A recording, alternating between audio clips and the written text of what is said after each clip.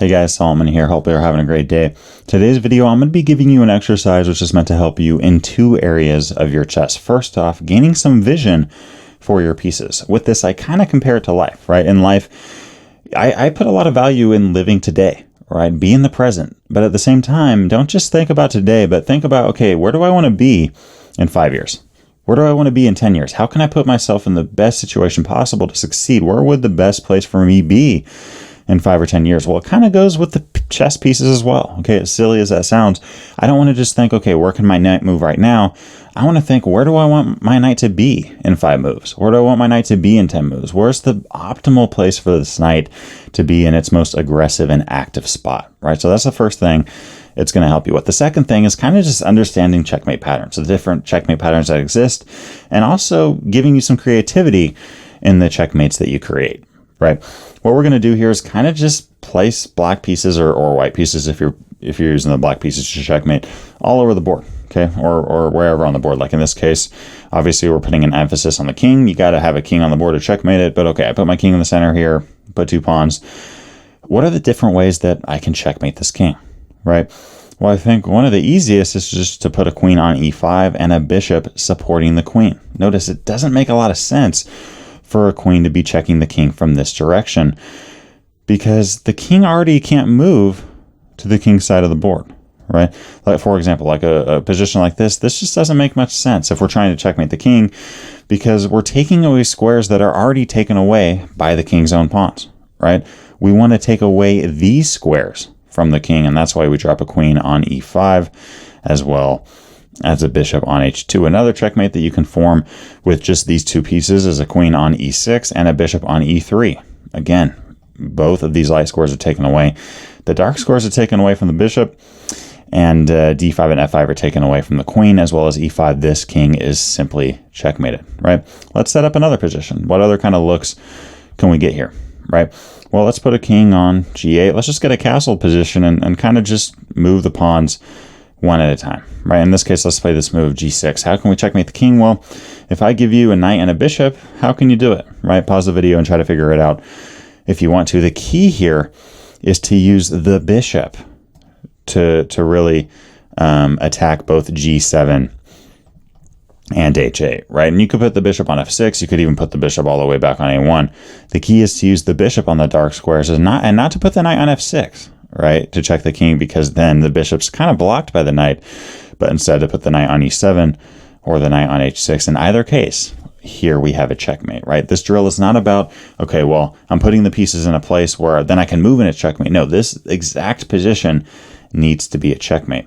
Guys, why does this matter at all, right, in an actual chess game? Well, let's say you're playing. If you do this exercise more and more, you might get a position like this. You might get a position where, you know, they have light squared pawns, a castled king, and really a bishop anywhere on this diagonal. Okay, well, in this case, one thing you might be asking is, how can I get a knight here or here? If I do that, this is simply a game over. Well, in this case, if it's white's move, white could play a move like knight g4, right?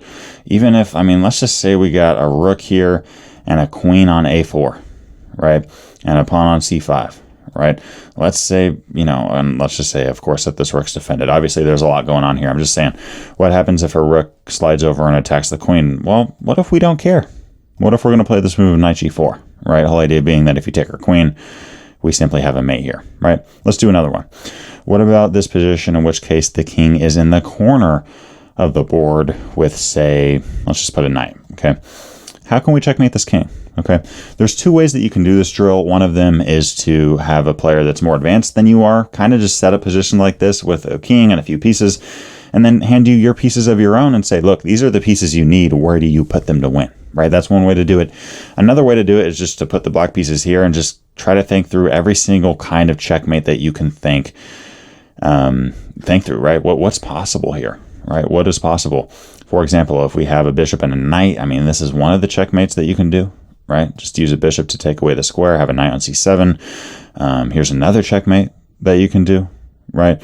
Here's another checkmate you can do. Try to find every single possible checkmate available, right? What if we try to mix things up? Can we do it with a bishop and a rook? Is that possible? Well, it is, right? We can put a bishop on b7 and defend the bishop, right? Like, look, this king can't run away, right? You can't take your own pieces, and you can't take my bishop because it's defended. I think another way to do it that is definitely pretty is to check the king. But notice now, is this checkmate? It's not, because the knight can just block, right? Of course, they lose their knight, but it's not a checkmate. But how we can make this a checkmate is by simply placing the rook on the e-file and pinning the knight so that this knight cannot move, right? And that's really what this drill does, right? You see a king here, and you're trying to think through, how do I checkmate it? Well, a bishop just can't get the job done, right? A bishop just can't do it. The only way to make it so that the knight can't block or capture is by putting the bishop on b7, but then the king just takes it. And if you put it anywhere back here, the knight simply blocks. But you find that with just a rook or a queen, you can simply drop a rook here, pin the knight, and you got yourself a one game. So again, just kind of place pieces all over the board. You can do this at home or online. Place pieces all over the board, kind of make up checkmating patterns, and it's going to help you do, again, two things. Checkmate patterns first off, and it's also going to kind of train your brain to think ahead in terms of where you want your pieces to be, not just for checkmates, but in chess in general, right? One thing I'll add here, this can help, not just with checkmates, but let's just say we have a position like this, for example, okay? Obviously, there's a lot of other stuff going on. Well, we're going to start thinking ahead in terms of, where do I want this knight to be, right? What's a weak square? Well, I think the weakest square on the board at the moment is probably g5, right? g5 or h4. h4 is also pretty weak in this moment, in this case, because it attacks g6, and g5 can't happen because we just capture it. But okay, what is a hole in chess? A hole in chess is a square that simply cannot be attacked for the rest of the game by one of black's pawns. Right, so in this case, g5 simply cannot be attacked ever again by any of these black pawns, right? Now, in this case, is g5 a hole? It's not, right, because this f6 pawn can't attack it. But the moment black plays this, they just made a permanent weakness, right? And you can start thinking ahead and going, okay, where would I want my knight to be? I ask myself this all the time in my games. I'm just sitting there and I'm like, where do I want my knight to be? And I go, gosh, I really want it on g5. And it may seem pointless, because it's like, obviously, I can't just drop a knight there. This ain't Bug House, right? This ain't Crazy House. This is chess. But you can really start to think ahead and go, okay, well, I can't get there right away, but I can get there in a few moves, right? I can get there in 3 turns. I can go 1, 2, and 3. All of a sudden, you play knight d2. There's other stuff going on. Your opponent's like, what are you doing? Then you play knight f3. But then you jump your knight into g5, and all of a sudden, it all makes sense. This knight is now an absolute monster, right? So again, hope you enjoyed this video. Let me know what you thought of the exercise, and I'll see you in the next one. Hey, I wanted to finish this video out by giving a big shout out to my Patreon supporters for the month of January in 2023. Love you guys and appreciate the support a ton. If you haven't checked out the Patreon before, there's a lot of exclusive benefits that you gain by becoming a member, and I hope to see you over there.